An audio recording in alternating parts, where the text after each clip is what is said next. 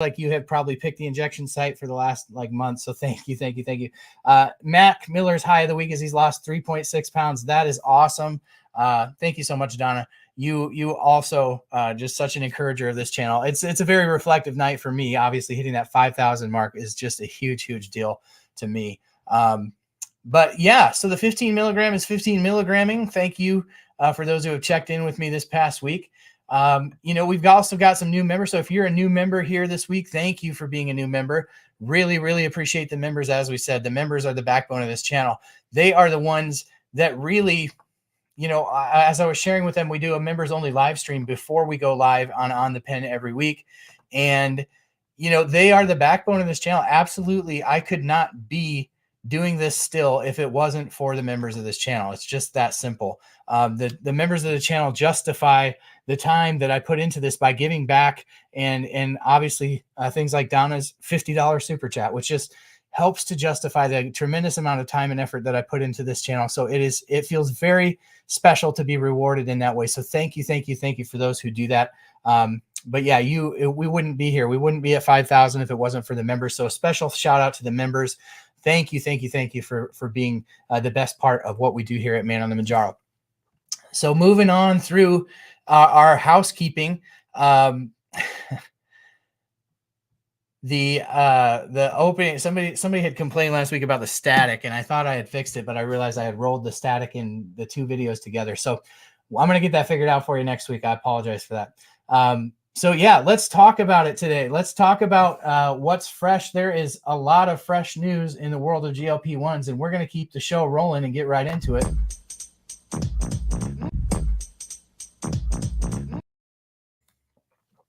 So lots of great news in the world of GLP-1s this week. And honestly, I had to whittle it down. There's a lot of really great stories going on in the world of GLP-1s. So I picked my favorite two this week, and we're going to talk about some really interesting. Well, first of all, it's a breaking news today on the Mounjaro shortage. So you saw today, if you caught my video, that the Mounjaro 10 milligram has been moved off of the shortage list, right?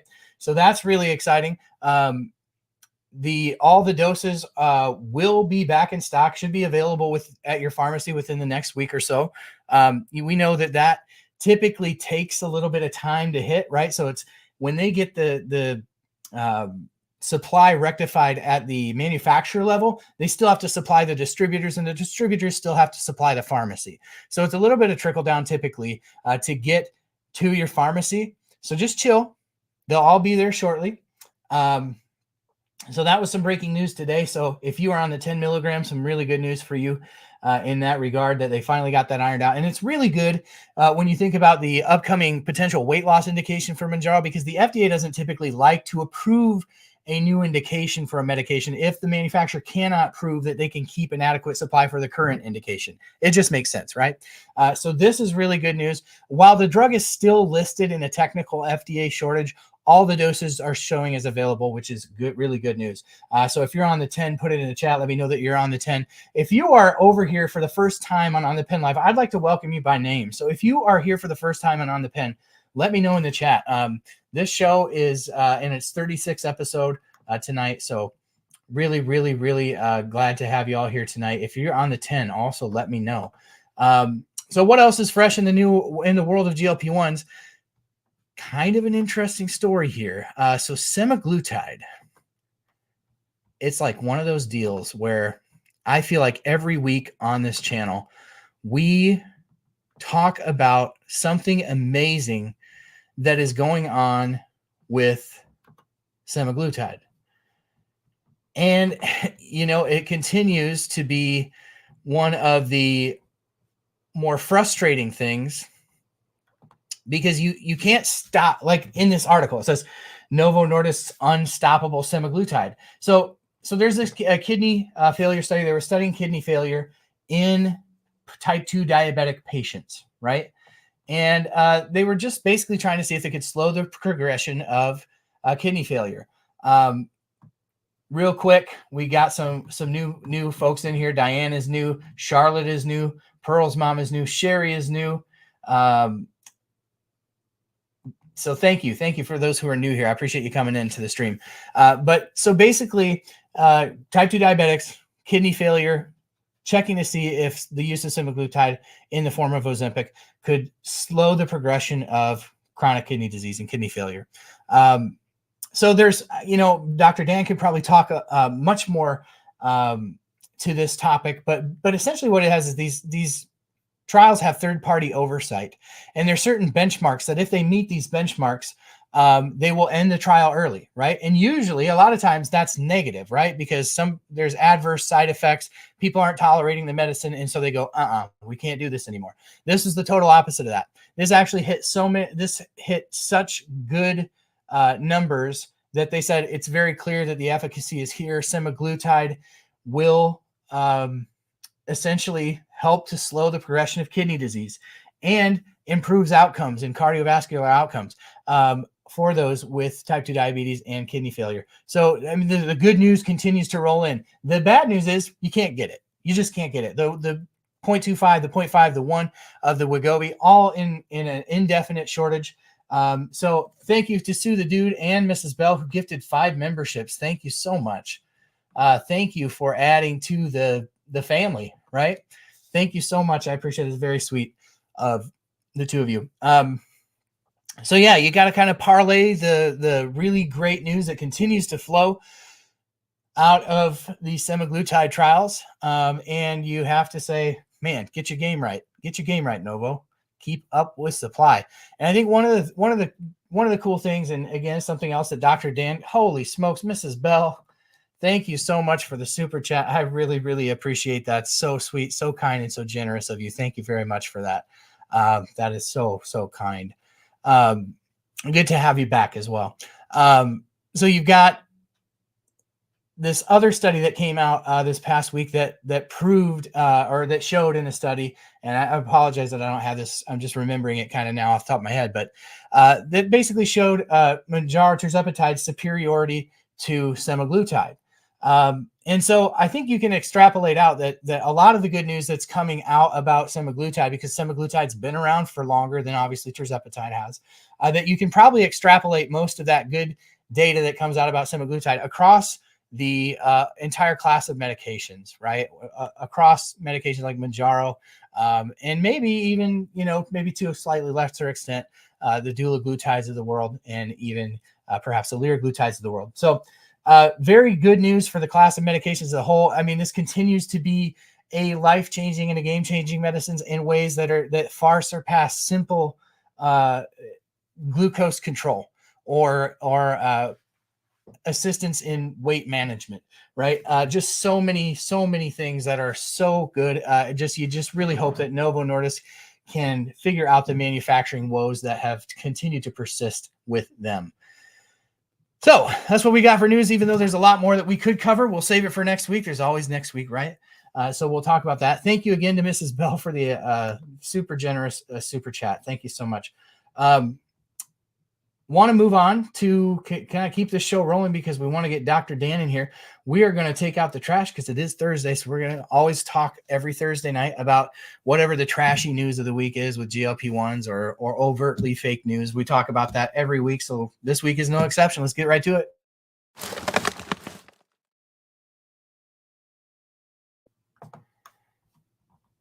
So this is one of my favorite topics to talk about on this channel. And that is this issue of research chemicals, right? And we've talked about this. We pretty much beat this topic into the ground.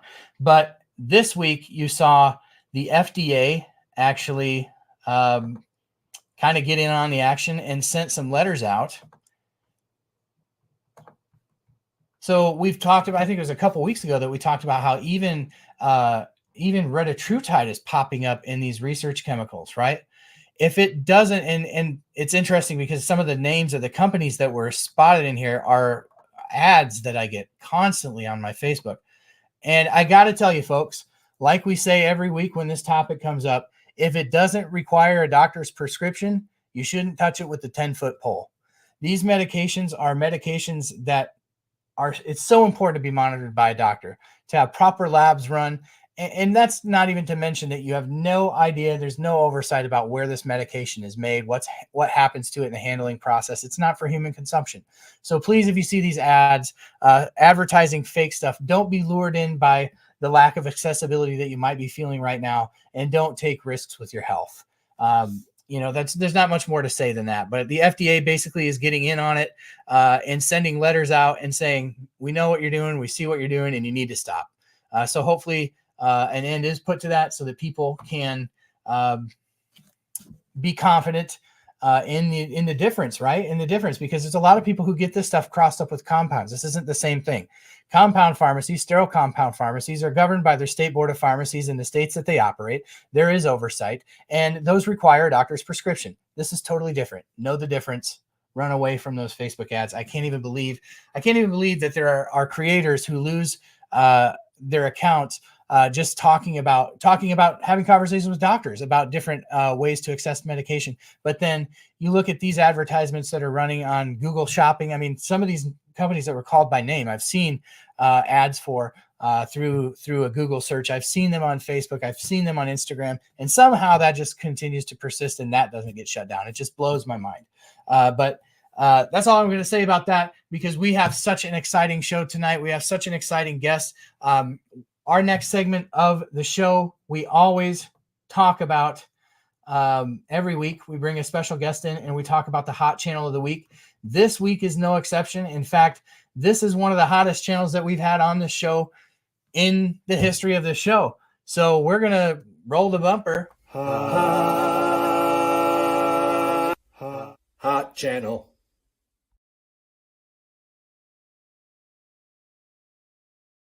This week's hot channel is none other than YouTube's own Dr. Dan. So we're going to bring him in.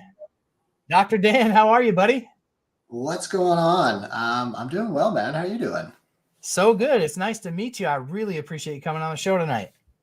Yeah, my pleasure. Happy to chat. I know I've had a number reached out and said I need to come and talk to you. So here we are. We finally set it up. I'm so glad, and hopefully it won't be the last time. I'm excited for this conversation because there's really pertinent news for those who are our Canadian friends who follow the channel. So we'll get into that. But I am curious, Dr. Dan, to know how it was that you got involved in content creation in YouTube. You got a nice, thriving channel. What brought you over here in the first place, and how has it kind of grown? I mean, for me, it was really like, I guess my content creation kind of like blew up on TikTok, and I did really well over there. I had like 100K plus followers and stuff. And YouTube, I mean, I liked it because I enjoyed talking and whatever like that, and doing a little bit more details. And so, yeah, had a real opportunity to kind of do both for a little bit, but was more focused on the TikTok side. And then, YouTube kind of blew up, TikTok kind of blew up. And then unfortunately, TikTok seemed to not really like us talking about the GLP-1 medications and the other weight loss things because of weight loss and all that wonderful stuff, and kind of some other political things that I think were going on in that avenue. And so my account actually got banned. And yeah, I've just decided to sink all my time and effort into YouTube and making more of the long form content and doing a little bit more of this kind of interaction with people. And yeah, it's kind of just been growing from there, of just putting out good quality information and helping the peeps out, you know? Absolutely. When was it that you lost access to your TikTok? That would have been, I think that was like May or June this year, I think. Okay, yeah, it was so May. Kind of like right before there was like a mass exodus of a lot of accounts. Now, a lot of those people got their accounts back. Did you ever try that, or you just kind of like you one and done, like I'm not going to play this game type of thing? No, I definitely tried to get it back and, sent the emails and whatever, but yeah, they never accepted my appeal, and then they wouldn't let me do a second appeal. So I was just like, yeah, we're done. I still have a TikTok account, but really it's just kind of regurgitating shorts and stuff that I'll put on here. Like, I'm not really that active on it at present. I don't even think I have it on my phone anymore, to be honest. Yeah, that's super frustrating. And but I have a lot of friends since I just started TikTok. I started TikTok around the time you left TikTok. So I kind of begrudgingly went over there. I started on YouTube, and then just like gradually got pulled over there by different viewers. It's like, you need to be there, you need to be there, you need to be there. And so now I'm kind of double dipping, but I definitely love the longer form content. I love this. You know, the lives that you can do on TikTok just don't have the same community vibe that they do here. There's definitely a community piece to it there, but I always liken it to kind of like the difference of going to like a really big church or a really little church. Like, go to a big church and it's flashy and it's a lot going on and it's entertaining. Do you go to the little church and that's where you go and like everybody knows when like somebody's aunt is sick, you know, or somebody's dog died, you know, like that's what it is like over here. And that's for me. So I love it. We've got a great community over here. So when did you start your YouTube channel? I mean, I've been kind of off and on with YouTube for a few years now, but I would say it really took off in, I think it was 2021. Yeah, I kind of started picking up where I started being more consistent with it. And then I've had a couple of breaks here and there. And then since January of this year, it's been super consistent and kind of just really growing and building it out. But I would say it probably took off. One of my first viral videos was on Ozempic, and yeah, it blew up and I kind of went from a couple hundred to a few thousand, and then suddenly it's been steadily going up from there. So you've kind of ridden the GLP-1 wave, you know, kind of to, which is exactly obviously what I've done is, you know, all about GLP-1s. How'd you end up getting into obesity medicine specifically? Oh, that's a long story, but the short of it is I struggled with my weight myself growing up, and actually I got jumped at a party when I was about 16 years old and had my jaw broken, jaw wired shut, and I lost 40 pounds. I don't recommend it as a weight loss method by any means, but lost a whole bunch of weight, and then yeah, kind of struggled on the other side of losing all that weight, suddenly getting a whole bunch of attention from the opposite sex, and then kind of went through 19, 20, got very obsessed with the gym and trying to get as big as possible, and became very obsessive with diet and weight loss and et cetera, et cetera.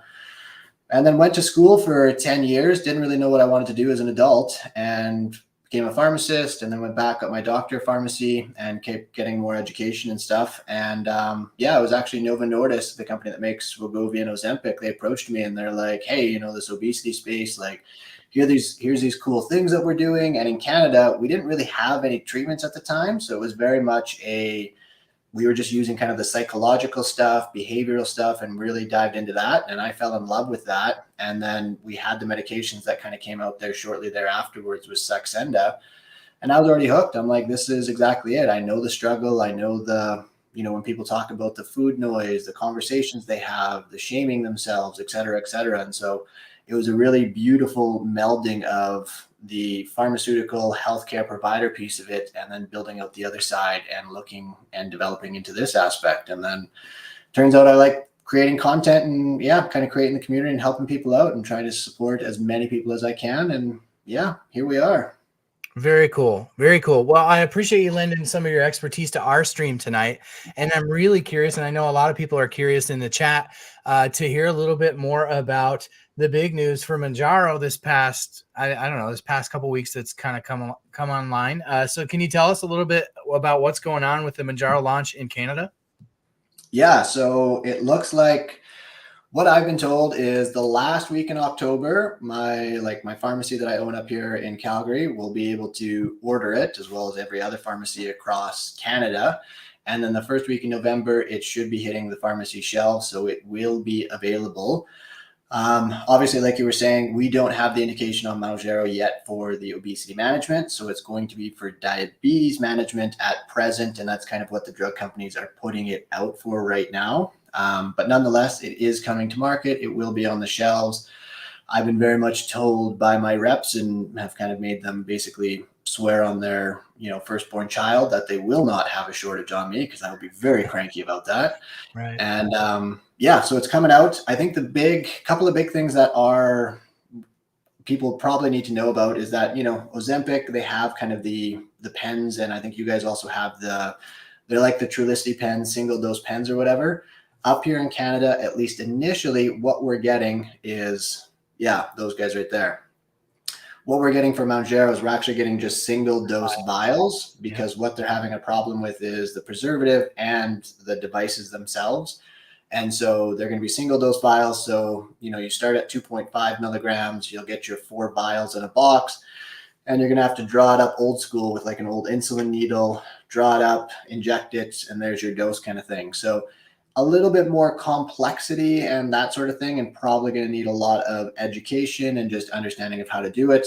Obviously, that's definitely something I'll be putting out on my channel, is the ins and the outs of how you do the dosing and injections and stuff, so that you can do it as effectively and safely as possible. But that's kind of one of the big things on that side. Eventually, they're going to be coming out with the actual pen and device itself. I've been told on that side that they're actually looking at more of a multi-dose pen, like the Ozempic pen here, versus just a single dose, so that we can have the flexibility of like, 2.5 and 2.5 isn't enough, 5 is too much, let's go somewhere in between, and kind of using the clicks and stuff. So I'm actually very pumped about that, because that's what I love about the Ozempic pen and the one downside of Wegovy and such. So I think that's the other thing, but when that happens, nobody knows. They're just bringing it to market and trying to get it out as quickly as possible. And I mean, there's definitely the business side, like Novo Nordisk has kind of dropped the ball in some senses and keeping up with supply. So they're going to swoop in and steal a large market share, I think, here. So that's definitely the big news. Yeah, absolutely. And I'm so frustrated. I'm so frustrated by what's kind of gone on with Novo Nordisk, just because like, it's just, as a marketer and a sales guy, I think that's where like it just like grates against my every fiber of my being. Like, you every week on this show, we talk about some landmark study that's come out about how semaglutide is changing the game. Now, we talked a little bit about how that probably extrapolates over to Mounjaro as well. It's good for the entire class of medication when this news comes out, but it is a semaglutide study. So when you talk about doctors prescribing this stuff, it's a huge opportunity for Novo Nordisk. So for them to be missing that, because there's these things going on with the suppliers, there's these things going on with their factories. It's like, oh, what a golden opportunity. But obviously, Lilly will swoop in and capitalize, and they had the single dose vial presentation and the multi-click pen presentation already in the works. So they were thinking ahead and really learning, I think, from a lot of the areas that Novo Nordisk has stubbed their toe. And so thankfully, you're getting it there. And I think, with Mounjaro coming on, maybe you agree with this and maybe not, but with the Mounjaro indication coming on in Canada for, diabetes, which is, I don't know if it's different there, if it's harder to prescribe with the way your healthcare system is set up, if it's harder to prescribe things off label. But I think that a lot of diabetics are already used to insulin syringes, maybe more so the pens.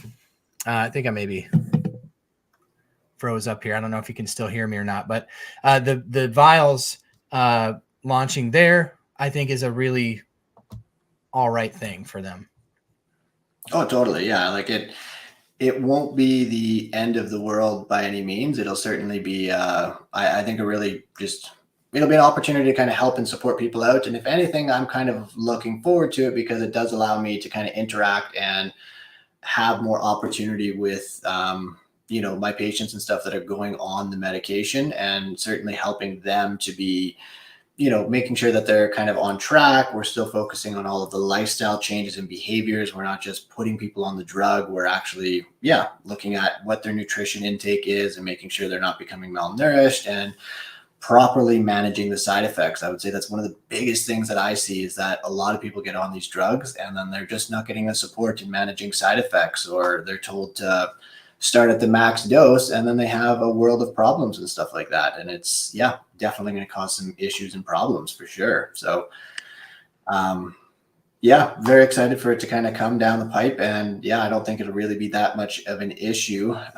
But if anybody has any problems with getting the proper education and stuff like that, like I said, I'll have some educational stuff on my channel and whatnot. But making sure you connect with your healthcare providers to make sure you're on the right track and not having any problems. Absolutely. So thanks for hanging with me there. This has happened. This is the third week in a row it's happened. I got to figure out why my computer's it's a brand new computer, and I never had this problem with my 10-year-old Mac before this. But the question that I'm sure everybody is gonna want to know is, like, there's a lot of accessibility issues with these medications in the United States, and so a lot of people have looked to Canadian pharmacies in the United States to fill their medications. Like, can you speak to that a little bit? Like I would love the single dose vials for the dosing thing, if nothing else, like being able to control the dose. Is that something that, you think will be available? I know that it sounded like maybe they were kind of putting that on lockdown with Ozempic for a little bit. Can you speak to that a little bit? Yeah, exactly. So with regards to the Canadian pharmacies and stuff, yeah, there was the one clinician that was like based in Texas, and I think he had like a PEI or Nova Scotia physician's license, and so he was writing prescriptions via his Canadian license, sending it to a Canadian pharmacy, and then the Canadian pharmacy would then fill it and ship it down to the States. They have definitely put a hard lockdown on that, and they are cracking down on it further and further. And rightfully so.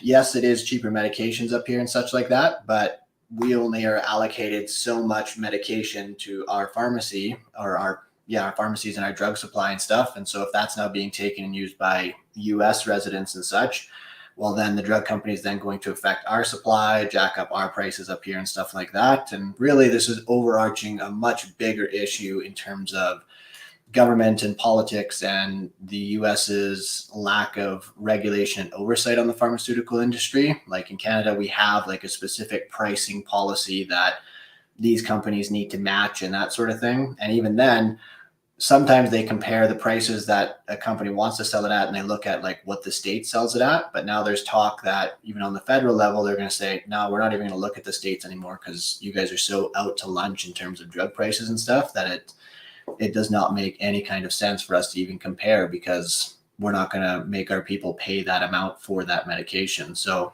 Right. Yeah, right now I know it's very much on lockdown.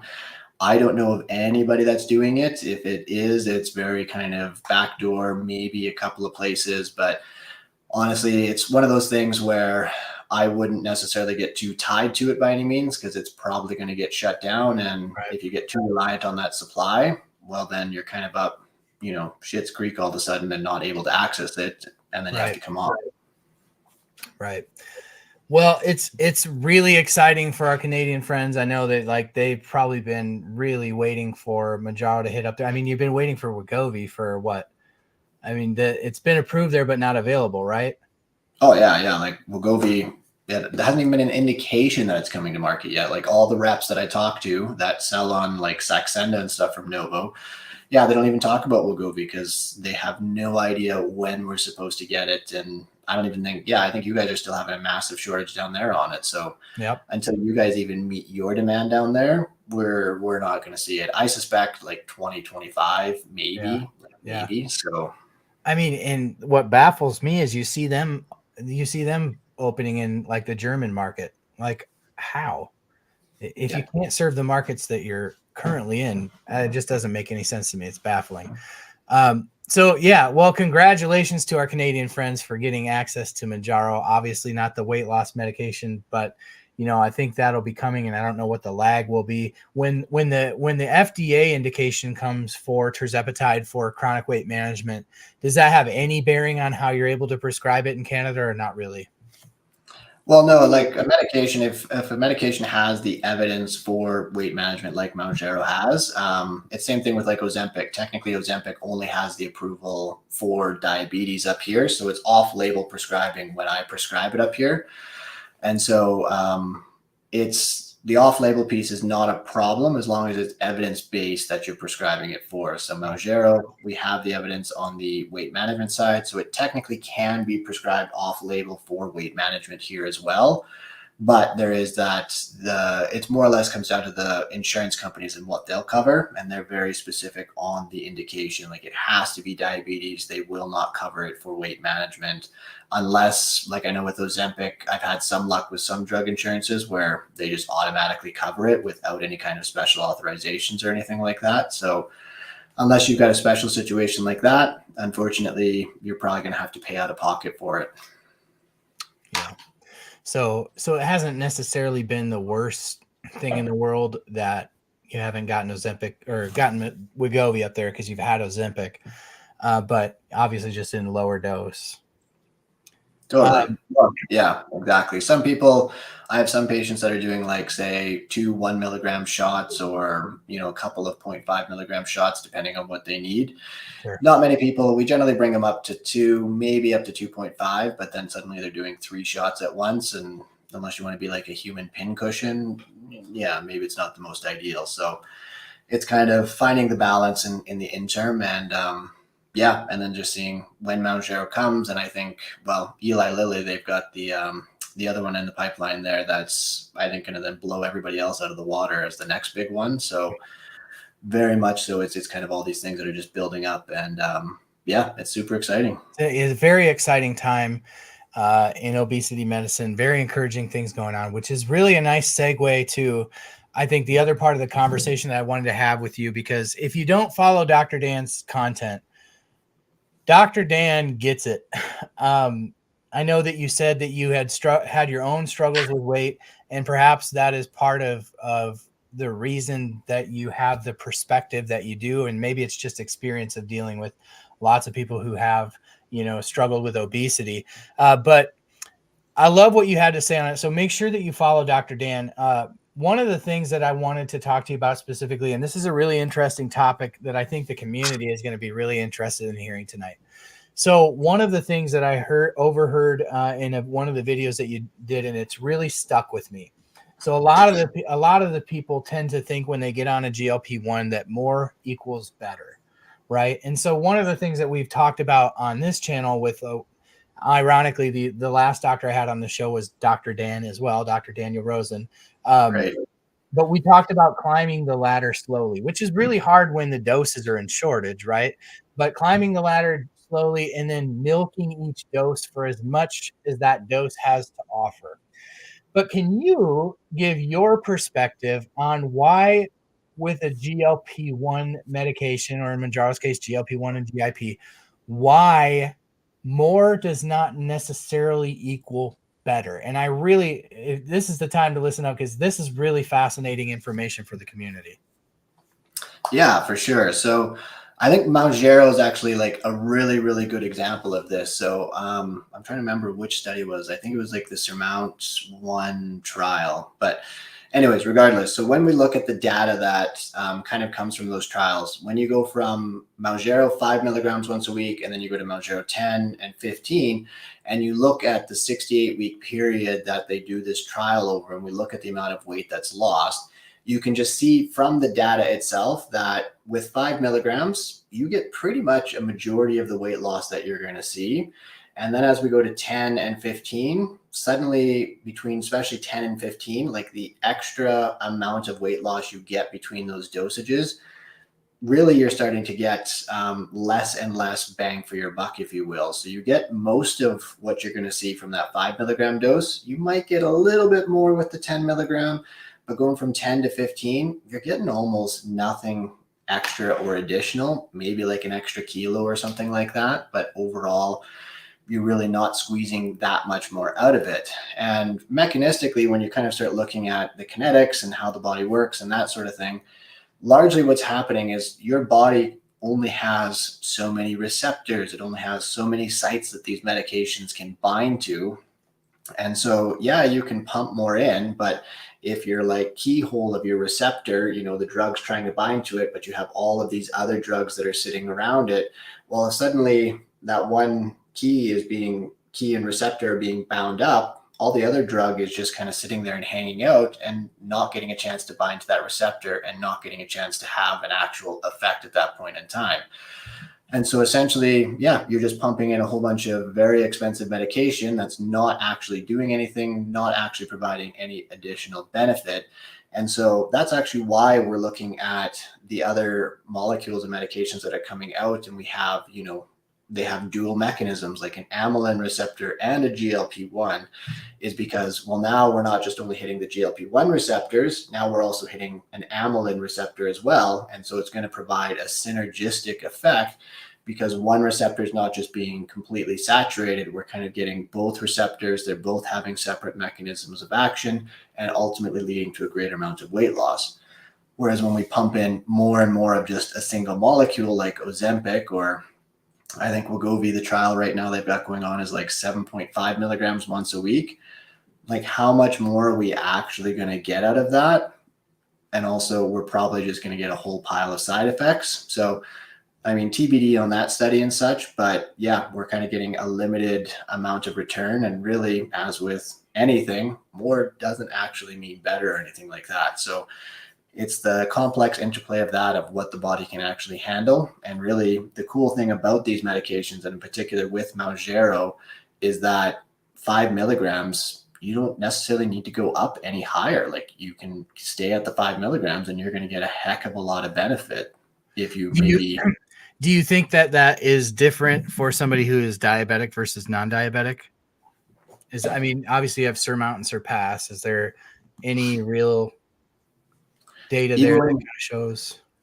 Yeah, I mean, you see the same pattern when you look at the A1C levels. Like at 5 milligrams, you pretty much get 2% A1C lowering. Actually, at 5 milligrams of Mounjaro, it's more effective than, for sure, Ozempic 1 milligram. And even then, when you go up to 10 and 15, I think you get 2% or like 2.1% A1C lowering with 10, and then it goes up to like 2.3% A1C lowering with 15 milligrams. So even on those dosages, you're getting a very limited bang for your buck as you go higher and higher. And so it's kind of the question of, well, do we need to go higher? Some people, yes. Some people are going to maybe have more receptors or not be as sensitive, and so we need to push more drug into them. But a lot of people, that lower dose is going to be perfectly fine, and they're not going to get much extra out of that dose as they go up on a higher and higher level. I'm kind of putting you on the spot with a question that might not even make sense, but in my brain it does, so I'll ask it. So for somebody like me who really, responds better to the 15 than anything else, and it's very noticeable, just from the way that I feel, right?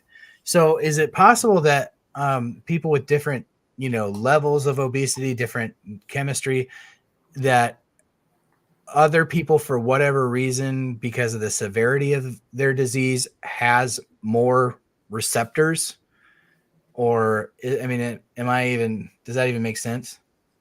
Totally. So, I mean, what we're kind of getting into is just like, there's a whole complexity of just obesity as a disease itself and just the differences in physiology. So to kind of give you an example, some people have leptin resistance, right? Because what we know with that, individuals that have higher amounts of adiposity, they have a lot more leptin, and leptin is our hormone that basically is going to regulate and tell us to stop eating, you're satisfied, and that sort of thing. And so some individuals that have a lot of extra fat tissue, they're producing all of this leptin, but that hormone is just not getting through, whether it can't cross the blood-brain barrier, whether their receptor is just not as recepting, I guess you could say, or maybe their leptin molecule is just a little bit funky or something, and it just doesn't allow it to ultimately have its effect. There's a whole pile of theories and other physiology, but yeah, some individuals are going to have a defect in that pathway. Some individuals, and I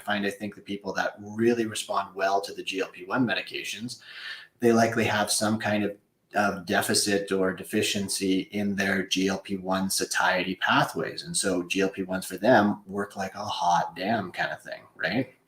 So it's all going to depend on your own personal physiology, which is going to be determined by your genetics and determined by your environment that you grew up in and your learned behaviors as to which drug is going to be the most effective for you and how much of that drug you're ultimately going to need. What I can tell you as well is that males tend to need higher doses. Males tend to have fewer side effects for the most part.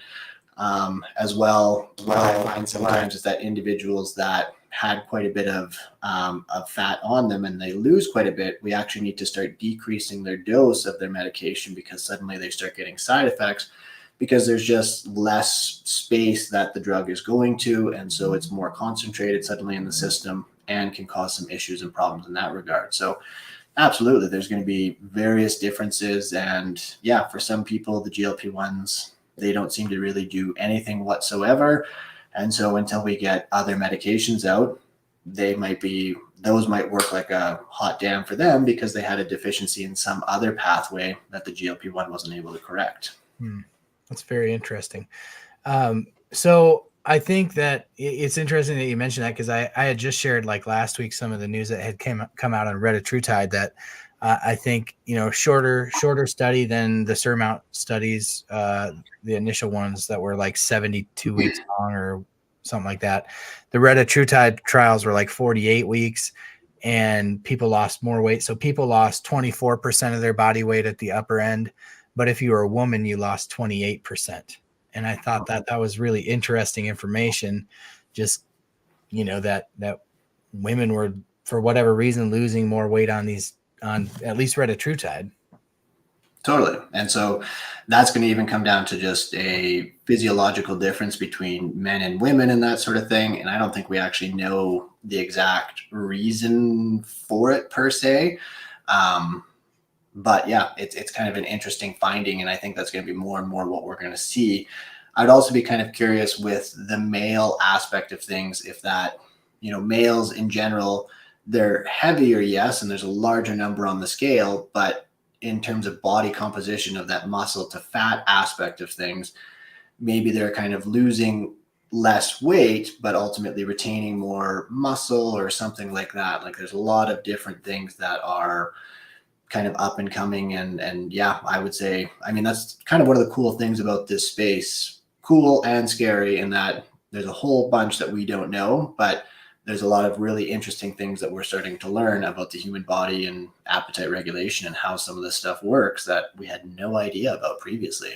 So I'm sorry, because like you're saying so much that's spawning like 40,000 questions in my head. I'm not used to talking to people that are so well versed in this, and it just creates a lot of questions. So when you talk about some of the medicines that are in the trials that are like, GLP-1 and amylin, can you tell me a little bit about amylin and even leptin and ghrelin? Can you talk to us about what those are and why those might be effective to target?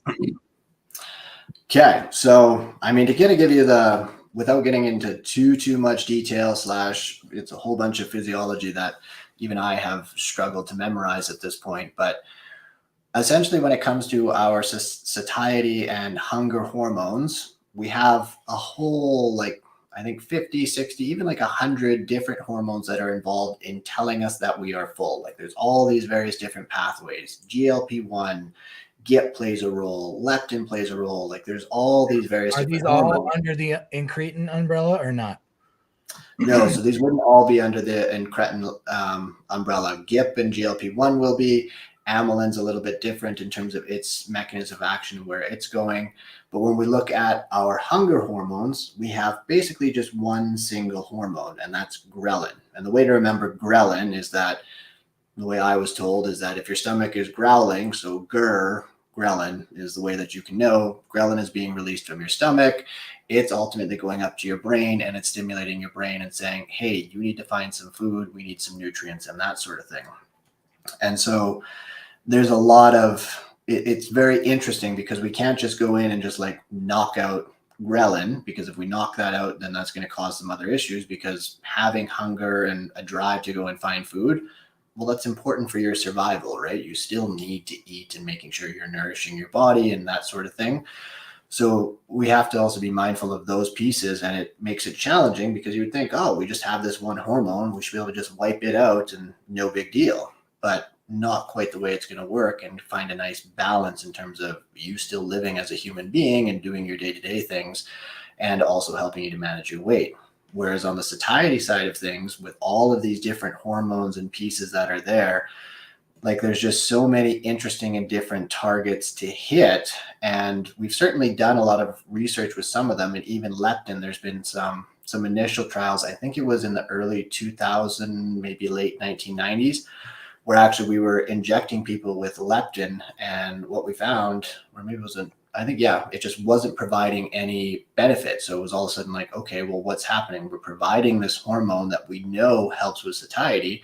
So what's the deal? And that's kind of where we started getting some of the stuff around like leptin resistance. And so is it not crossing the blood-brain barrier? Is there something else? And then there's even differences if say you've lost a whole bunch of weight and then you've gained a whole bunch of weight back rapidly, we then start looking at things where your fat cells start dividing and start getting some issues in that regard of things. So now we have differences in the concentration of leptin levels. And yeah, I mean, I can go on and on and on and on, but like there's so much complex overlap and interplay there that it's, yeah. And I mean, there's the targets and stuff that we can look at and are going to be building out, and things that are in the pipeline is insane. I think it sounds like there's a lot that we don't know, which I think is really interesting because, you know, I'm just I'm just a lay person that is trying to learn about this stuff because I'm somebody who struggled with diabetes and obesity.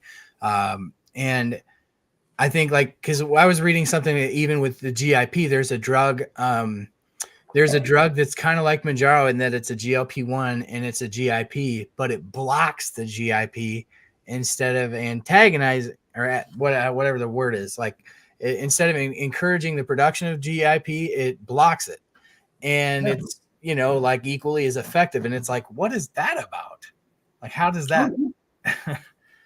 Well, and even like, if we look at just GIP itself, like if you were to just inject yourself with just GIP, essentially it provides absolutely no benefit. It literally needs the GLP-1 component that then they seem to work synergistically in helping each other out. And even some of the things that GIP does work counter to what the GLP-1 does, but on the grand scheme and mechanism of it all, they seem to synergistically still come together and ultimately help you to lose and manage weight and stuff like that. And so, yeah, the kind of the antagonism and like depending even like when it's binding to the GIP receptor and that sort of thing, like we're starting to see differences in that and how it can have in one state a, you know, satiety effect, and maybe in another state it helps with you feeding and getting more food into you.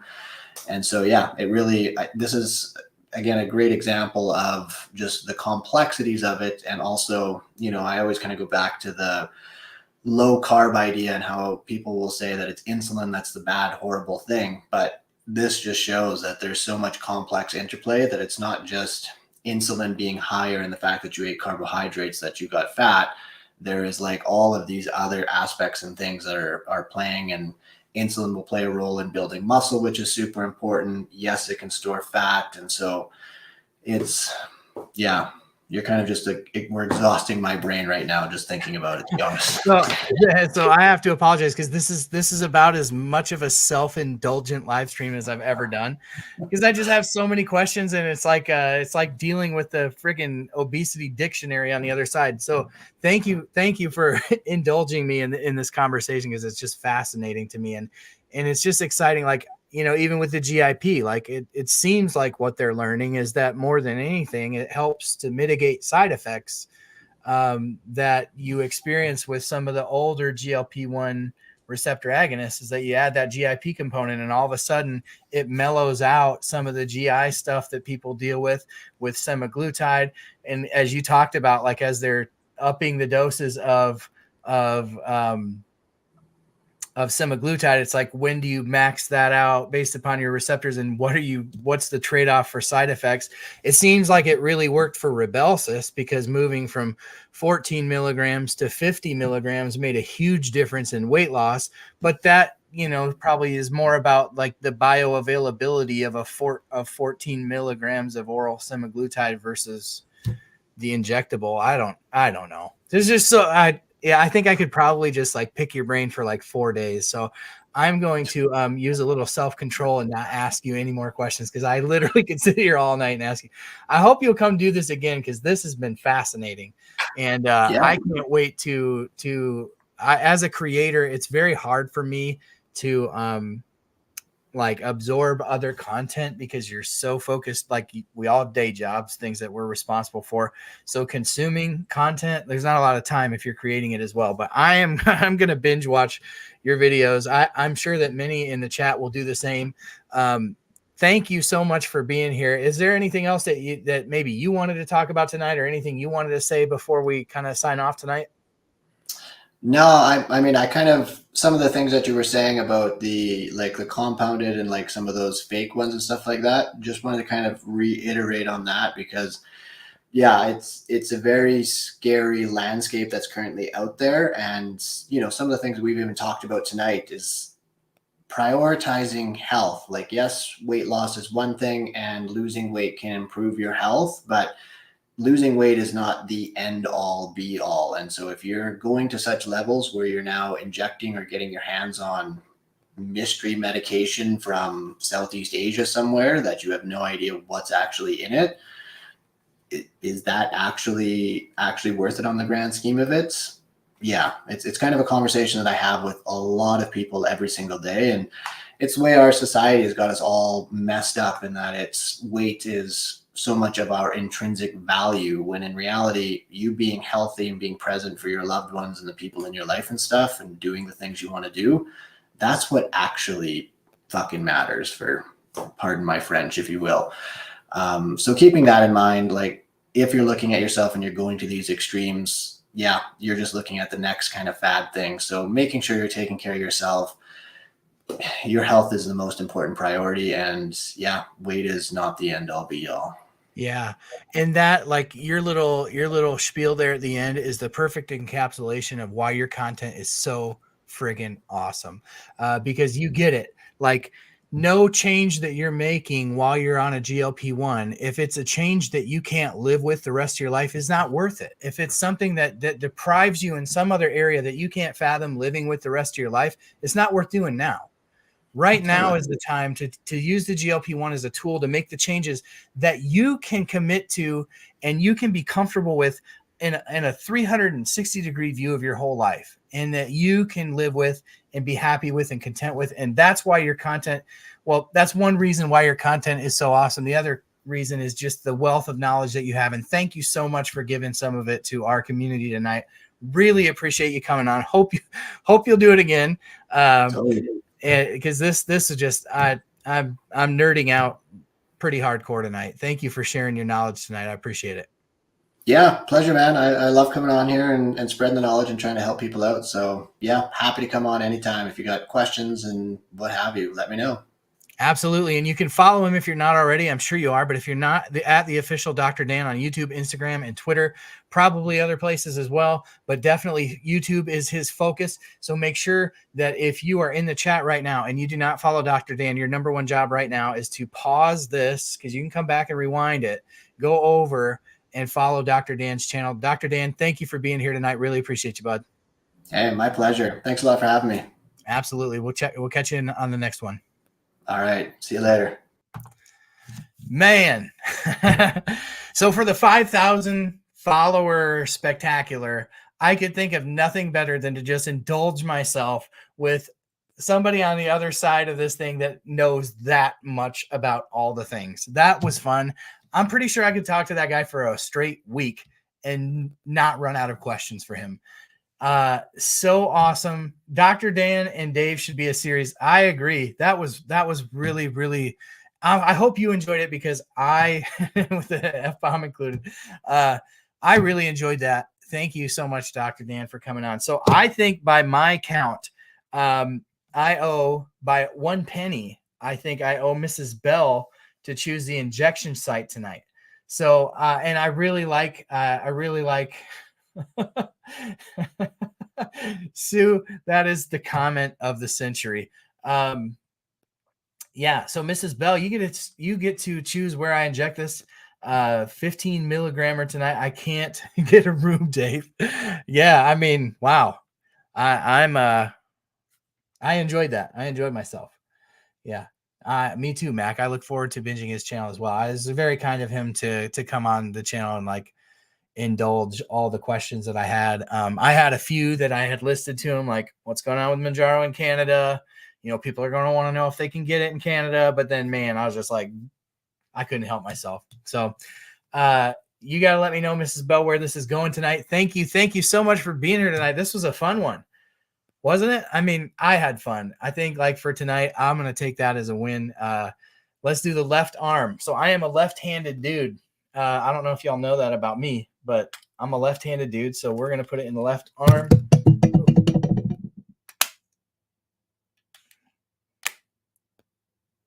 He's all flushed. I'm verklempt. Thank you so much for the super chats tonight. I really appreciate that.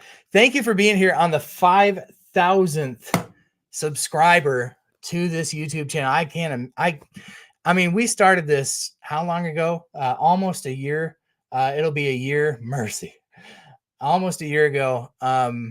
In November, I never would have guessed 5,000 of you. Creamy's a lefty. That does not surprise me at all. There's just a kinship between lefties. I bet Dr. Dan's a lefty too. I really appreciate all of you being here tonight. Thank you for those who subscribed and helped us to get to 5,000. Natalie's never done the left arm. I highly recommend it. So this was a fun one. So what I'm going to do is I'm going to end the stream and I'm going to go back and I'm going to watch the stream because it's kind of hard to pay as much attention as I want to. And there was a lot of good stuff in here. I'm excited to go back through the clinical trials and look at which medications are being stacked, GLP-1 plus like leptin, ghrelin, amylin. I know they're out there. I've read about them. It's just I didn't know what they were and how they worked. Ghrelin, now I know. So awesome. Is that a tourniquet tattoo? No, that's an ichthus. That's an ichthus. So thank you for being here tonight. I appreciate each and every one of you. You're the best part of this channel. Thank you for helping me get to 5,000 subscribers. Just an unbelievable milestone to reach here tonight. I can't think of spending it with anybody else but you all. Thank you, especially to the members. Thank you to Donna, and thank you to Mrs. Bell for the huge super chats tonight. Thank you so much. Thank you also to Sue the Dude, who is the mod to end all mods and the gifts of the memberships. If you are a beneficiary of that, make sure you let Sue the Dude and I think Mrs. Bell know that you're thankful for them. Y'all make this thing go round. Thank you so much for being here. We're going to catch you on the next one. Until next one, the next one, have a great week losing weight. What is it? One of you always says, have a good week, losers. And that's what we're trying, right? We're all trying to lose. So we'll catch you on the next one. Thanks for being here, y'all.